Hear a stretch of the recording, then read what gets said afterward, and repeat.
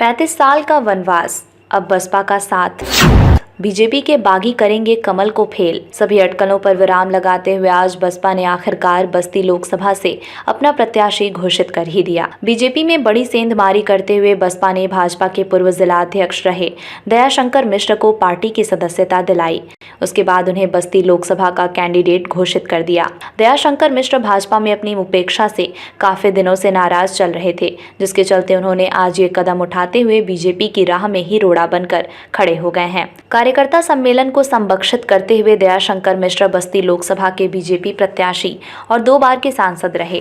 हरीश द्विवेदी पर जमकर अपनी भड़ास भी निकाली। दयाशंकर मिश्र ने कहा कि वे राजनीतिक कार्यकर्ता हैं, जमीन से जुड़े हुए हैं, इसके बावजूद उन्हें पार्टी में सम्मान नहीं मिला।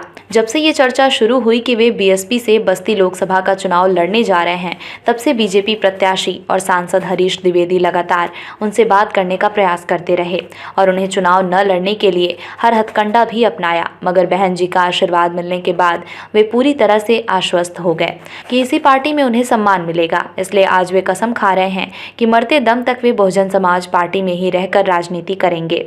बसपा कैंडिडेट दयाशंकर मिश्र ने कहा कि हरीश द्विवेदी अपने कार्यकर्ताओं को कोई तरजीह नहीं देते, जिस वजह से आज उनका चहुओर विरोध हो रहा।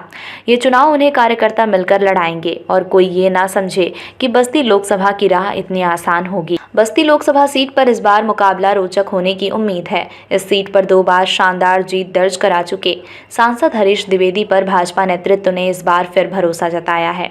वहीं इंडिया गठबंधन की ओर से पूर्व कैबिनेट मंत्री को उम्मीदवार बनाया गया है। वे समाजवादी पार्टी के टिकट पर मौजूदा सांसद को चुनौतियां दे रहे हैं। परिस्थितियां नहीं बदली तो दोनों प्रत्याशियों का आमने सामने का मुकाबला होना तय है। दोनों बस्ती जनपद की राजनीति की मुख्य धुरी हैं। हरीश द्विवेदी विद्यार्थी जीवन से ही राजनीति में सक्रिय हैं और पार्टी नेतृत्व का विश्वास जीतने में हमेशा कामयाब रहे हैं। जब जब लोकसभा चुनाव आते हैं, अटकलों का दौर शुरू हो जाता है कि इस बार हरीश द्विवेदी को पार्टी टिकट नहीं देगी। उनकी जगह आधा दर्जन नाम हवा में तैरने लग जाते हैं, लेकिन सभी कयासों को दरकिनार कर हरीश द्विवेदी अपने नाम पर नेतृत्व की मुहर लगवाने में सफल हो जाते हैं। हरीश द्विवेदी के खेमे में अनगिनत समर्पित कार्यकर्ता हैं और विरोधी भी। जैसे ही चुनाव का बिगुल बजता है, उनके विरोधी सक्रिय हो जाते हैं। आरोप है कि उन्होंने सबको साथ लेकर चलने की बजाय अनेकों को हाशिए पर कर दिया। तमाम कार्यकर्ता पार्टी की मुख्य धारा में आने को तरस गए, लेकिन उनकी मंशा पर पानी फिर गया। हालांकि उसका हरीश द्विवेदी के ऊपर कोई फर्क नहीं पड़ा। इस बार वे हैट्रिक लगाने के चक्कर में हैं, लेकिन उनका मुकाबला एक बार फिर पूर्व कैबिनेट मंत्री राम प्रसाद चौधरी से है। उन्हें पिछड़ों दलितों का नेता कहा जाता है। इस कम्युनिटी में उनकी अच्छी खासी पकड़ है। वे 9वें लोकसभा में खलीलाबाद से सांसद रहे। इसके बाद वे 1993 से 2017 तक वे लगातार कप्तानगंज से विधायक रहे। 2017 में वे भाजपा प्रत्याशी सीए चंद्रप्रकाश शुक्ला से 6,827 वोटों के अंतर से चुनाव हार गए थे। राम प्रसाद चौधरी के बारे में लोगों का मानना है कि वे हर तरह से सक्षम हैं। धन बल, जन समर्थन, चुनावी रणनीति आदि में उनका कोई मुकाबला नहीं है। जाहिर है वे चुनाव जीतने के लिए हर हथकंडा अख्तियार करेंगे। 2019 में बसपा प्रमुख मायावती ने उन्हें पार्टी विरोधी गतिविधियों में संलिप्तता के चलते पार्टी से निकाल दिया। 2019 में उन्होंने सपा बसपा गठबंधन से चुनाव लड़ा, लेकिन 30,354 वोटों से हरीश द्विवेदी ने उन्हें चुनाव हरा दिया था। राजकिशोर सिंह कांग्रेस के टिकट पर चुनाव लड़े थे और तीसरे नंबर पर रहे। 2014 में हरीश द्विवेदी का मुकाबला सपा के बृजकिशोर सिंह डिंपल से था। हरीश द्विवेदी 33,562 वोटों से चुनाव जीत गए। बृजकिशोर सिंह डिंपल दूसरे और राम प्रसाद चौधरी तीसरे स्थान पर रहे। परिणाम के साथ 2014 और 2019 के चुनाव की परिस्थितियों को भी समझने की ज़रूरत है। 2014 में बस्ती की सभी 5 विधानसभा सीटों पर भाजपा का परचम था।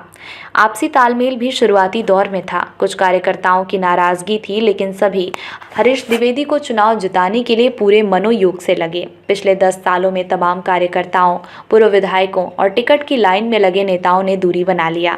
चुनौतियां बड़ी होती गईं। चर्चा है कि इस बार जनपद के 5 में से 3 विधायक उन्हें चुनाव हराने में पूरी ताकत झोंक सकते हैं।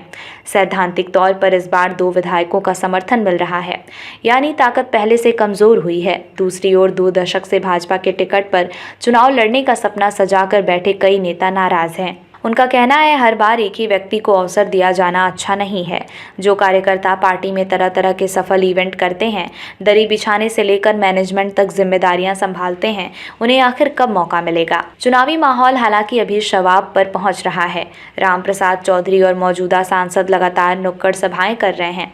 एक तरफ बीजेपी सरकार की उपलब्धियां गिनाने में व्यस्त है, तो दूसरी तरफ सपा उन पर हमले का कोई अवसर छोड़ना नहीं चाहती। करीब करीब बराबरी के इस जंग में बसपा की भूमिका बेहद अहम मानी जा रही है। कहा जा रहा है कि बसपा उम्मीदवार ने सवर्ण मतदाताओं में सेंध लगा लिया और उसे 1 लाख के करीब वोट मिले तो मौजूदा सांसद के लिए तीसरी बार चुनाव जीतना आसान नहीं होगा। इसी रणनीति के तहत बसपा से जिस उम्मीदवार को मैदान में उतारा है वो भी भाजपाई पृष्ठभूमि के हैं। पूर्व भाजपा अध्यक्ष दयाशंकर मिश्रा बस्ती लोकसभा का चुनाव लड़ने जा रहे हैं। वे साफ सुथरे व्यक्तित्व के धनी हैं। उनका अध्यक्ष के रूप में कार्यकाल भी निर्विवाद रहा। सामाजिक पकड़ और प्रतिष्ठा में किसी से कम नहीं है। यदि अटकलें सच साबित हुई और वे चुनाव मैदान में बस्ती की लड़ाई त्रिकोणीय हो जाएगी, गठबंधन और उम्मीदवार को इसका फायदा हो सकता है। और तब से लेकर के आज तक बहुत उतार चढ़ाव देखा, मुद्दा भी ज्वलंत था। आप लोग गवाह हैं कि 2014 में 2013 में और इसलिए प्रदेश अध्यक्ष जी ने जबरदस्ती मुझको जिलाध्यक्ष बनाया। अध्यक्ष के रूप में काम को ग्रहण करने के बाद मैंने निर्णय लिया था और मैंने अपने अध्यक्ष जी को भी बता दिया था, मैंने अपने नेतृत्व को कि मैं भी राजनीतिक कार्यकर्ता हूं और राजनीतिक कार्य खड़ा होता है तो पूरे जिले में, पूरे प्रदेश में, पूरे देश में एक टीम खड़ी कार्यकर्ता को टिकट दिया। हम लोगों ने प्रण प्राण से उनको एमपी बनाया। जाते थे, मुझसे कहते थे कि मैं अगर आपको विधायक नहीं बना पाया तो मेरा क्या होगा, मैं क्या हो जाऊंगा, आप कल्पना नहीं कर। चलिए वो करता था कि विधायक हो गए तो आगे मेरा ही मामला गड़बड़ हो सकता है। जाएगा सरकार बनवाइए। भारतीय जनता पार्टी से नहीं बहुत शिकवा। देखिए, विचार तो कभी कोई किसी को मारता नहीं है, ना मरने देता है, लेकिन नेतृत्व ही तो जो जिले का नेतृत्व होगा, जैसा चाहेगा वैसा चलाएगा। हम लोग चाह करके भी अपने नेतृत्व से मिल नहीं सकते थे। वो सांसद थे, राष्ट्रीय मंत्री थे, इसलिए वो सबसे मिलते थे और पूरी पार्टी को समाप्त करने का बस्ती में उन्होंने संकल्प ले रखा था। क्योंकि जो पार्टी खड़ा करता है 14 में आप लोग देखे हैं किस तरीके से मैंने पार्टी खड़ा किया था। मुझे दर्द था, मुझे राजनीतिक कार्यकर्ताओं का, पार्टी के कार्यकर्ताओं के जो उत्पीड़न हो रहा था, जो उनके हक हुकूक की लड़ाई लड़नी चाहिए थी वो नहीं लड़ी जा रही थी, उसका मुझे दर्द था। मुझे बसपा ने ऑफर दिया और बसपा ने ऑफर दिया कि आप बसपा की सदस्यता लीजिए, बसपा आपको लोकसभा लड़ाएगी। मेरे भी मन में था। अब इस समय जब भारतीय जनता पार्टी भटक चुकी है, कांग्रेस, बसपा, सपा, बसपा, इसी में देखिए 17 में किसी भी कार्यकर्ता को टिकट नहीं मिला। तो अगर पूरे देश में भाजपा भटक चुकी है, वो सपा, बसपा, कांग्रेस के लोगों को एमएलसी बना रही है, राज्यसभा भेज रही है, कार्यकर्ताओं को पूछ नहीं रही है, तो मुझे लगा इस पार्टी में कोई पूछने वाला नहीं है। तो मुझे लगा कि बसपा मुझे अवसर दे रही है। मेरे दरवाजे पर जाकर के बसपा ने टिकट देने के लिए ऑफर दिया। पहले तो मैं एक हफ्ते बहुत सोचता विचारता रहा, इधर उधर की बात करता रहा, लेकिन फिर मुझे लगा कि हनुमान जी की कृपा है, हनुमान जी ने इन लोगों को भेजा है, तो मुझे उनके आदर का, उनके सम्मान का, उनके ऑफर का हमको को इग्नोर नहीं करना चाहिए। मैंने बसपा से कहा कि आप नाम चलाइए, आप सर्वे करा लीजिए, अगर बसपा मुझे उचित समझती है तो चुनाव लड़ाएगी तो मैं आपके साथ हूँ। ये देखा जाए नगर पंचायत के चुनाव में कार्यकर्ता है पूरी तरीके से उपेक्षित रहा। भाई वही तो पीड़ा है। आप मोटर के ड्राइवर को लड़ाओगे, दलित समाज में आपके पास कार्यकर्ता नहीं है, आप किसी ड्राइवर को लड़ाओगे, रसोईया को लड़ाओगे, आप जो चाहोगे वो करोगे, तो ये तो बर्दाश्त नहीं है। हम लोग राजनीतिक कार्यकर्ता हैं, हम लोग बगावत करने के लिए तैयार और पूरी भारतीय जनता पार्टी बगावत करेगी, चिंता मत करिए इसकी। समाजवादी पार्टी का भी जो पॉलिटिकल कार्यकर्ता है वो इस परिवारवाद से ऊब चुका है। रामप्रसाद जी को का पेट नहीं भरा, उनका बेटा विधायक हो गया ना, उनका तो सम्मान वापस आ गया था, लेकिन उन्होंने फिर अपने पद के मोह में खुद लोकसभा लड़ने का निर्णय किया। भगवान जाने उनकी क्या दशा होगी। बस्ती में जनता बदलाव लाएगी, एकदम लाएगी भैया। हाँ, लगातार वो सत्ता के साथ राजनीति में कोई दिग्गज नहीं। देखिए, राजनीति में कोई दिग्गज नहीं होता। ठीक, जनता जिसको दिग्गज बना दे वही दिग्गज है। और दो दिग्गजों के बीच में 14 में हरीश जी लड़े थे, दोनों दिग्गज धराशायी हो गए थे। और वो सत्ता का तांडव कोई कर भी नहीं सकता है, जो सत्ता का तांडव राजकिशोर सिंह जी की सपा की सरकार में हुआ था। तो इसलिए कोई दिग्गज नहीं है, जनता जिसके लिए खड़ी हो जाती है वही नेता हो जाता है।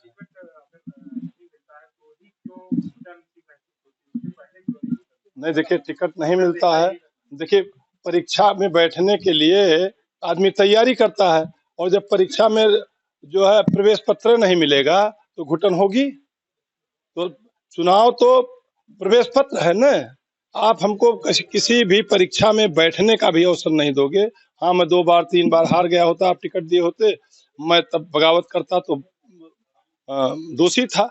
आज तक 93 में छात्र संघ का अध्यक्ष था। मेरे साथ के लोग प्रांतों में मुख्यमंत्री हैं, सांसद हैं, मंत्री हैं, विधायक हैं, और मैं ऐसा भागा व्यक्ति हूं कि मुझे आज तक कहीं से ब्लॉक प्रमुख तक का ऑफर नहीं दिया गया। अब आप बताइए, मेरे धैर्य की परीक्षा कब तक लेगी पार्टी? जी, वो हमारे नेतृत्व में लड़े थे ना, हम उनके नेतृत्व में तो जिलाध्यक्ष थे नहीं, वो मेरे नेतृत्व में सांसद हुए थे।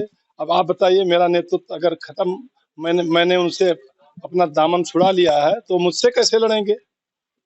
मैंने उनको बनाया था, उन्होंने हमको बनाया नहीं था। मैं 13 में अध्यक्ष हो गया था और 14 में मैंने उनको सांसद बनाया, तो मैंने उनको बनाया था ना।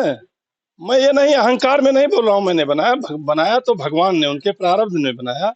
लेकिन मेरा भी, चाहे जो गौरैया जो मिट्टी लेकर के जा रहे थे समुद्र पाटने, उतने मेरा योगदान था, लेकिन था तो मेरा योगदान। और अब मेरे जैसा योगदान कहाँ से पाएंगे? विवेकानंद जी से पाएंगे।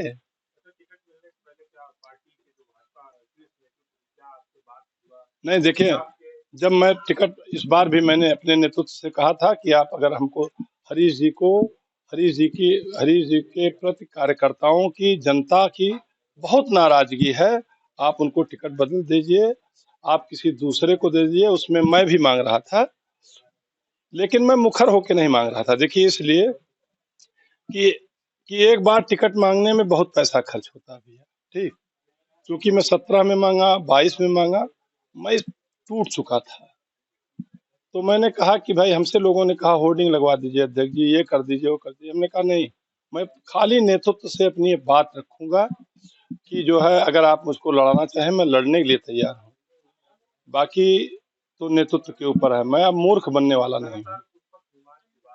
हाँ, पुष्पक विमान पर जो सत्ता में रहता है, रावण सत्ता में था ना, वो छीन लिया था पुष्पक विमान, और उसी पुष्पक विमान का दुरुपयोग करके माँ भगवती का हरण किया, उसका सर्वनाश हो गया। ठीक, तो वो भी कार्यकर्ताओं के मान सम्मान का